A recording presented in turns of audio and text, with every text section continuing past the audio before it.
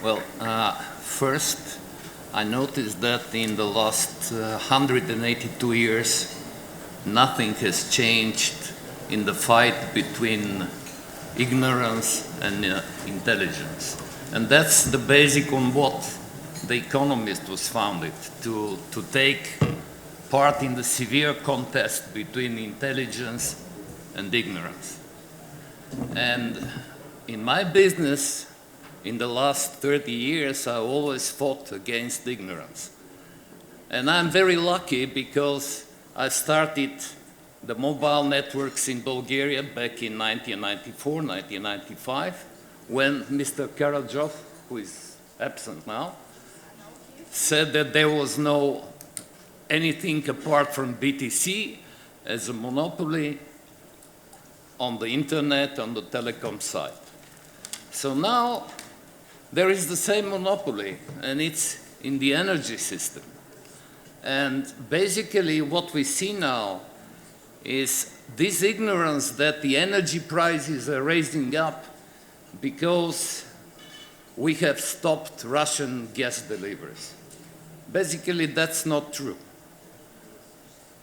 The raising prices of electricity and electrical energy is because the demand for electrical energy is incredible and enormous, and it grows 6 times more than the demand for other energy.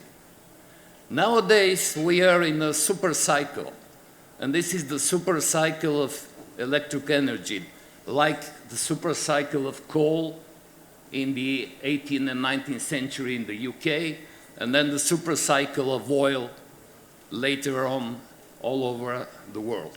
Nowadays, it's electrical energy. And as I said, I'm very lucky because I participated in the energy revolution, in telecom revolution 20, 30 years ago, and now I'm trying to take part in the energy revolution which is taking place all around us.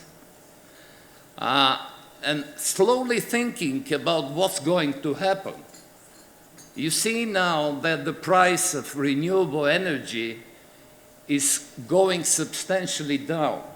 The levelized cost of a megawatt of solar energy is less than 30 euros per megawatt, 60 levels. The megawatt of land-based wind is again less than 60 levels per megawatt hour, compared to what's nuclear energy, which is around 200 levels per megawatt, and compared to gas, even without calculating the carbon quotas, it's more or less more than 100 levels, 50 euros per megawatt. So that is not a green transition. This is sound business decision to invest in these new sources of energy. And then one thing remains, how this energy flows to all users. And basically, that's the problem which Mr. Karadziov encountered with BTC as a monopoly 20, 30 years ago. There was no backbone, there was no wires, there was no cables. Nowadays, we see that there is an organization which is called the grid operator in Bulgaria, where very bright people are fighting with an infrastructure which is basically very, very old and adapted to the old delivery systems of energy, where you have a couple of coal power stations, where you have a nuclear station, and you forget that you have probably around 4 gigawatts of renewable energy. So what has to happen?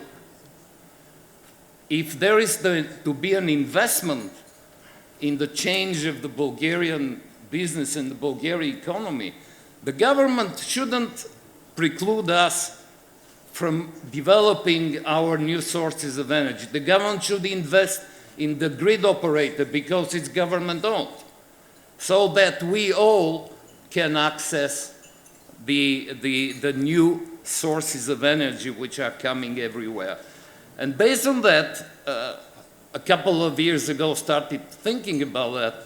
Now we have invested, our company has invested in around 700 megawatt of photovoltaic projects, and we are discussing 150 megawatt of wind.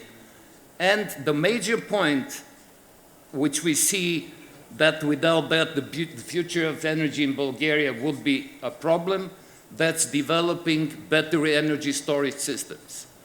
And I'm very proud to say that together with our UK partners, we are planning to establish a battery energy storage factory in Bulgaria, actually in Burgas, with the support of the mayor of Burgas, which will have a capacity of 6 gigawatt hours of battery storage for this year and 20 gigawatt hours over the next 3 years.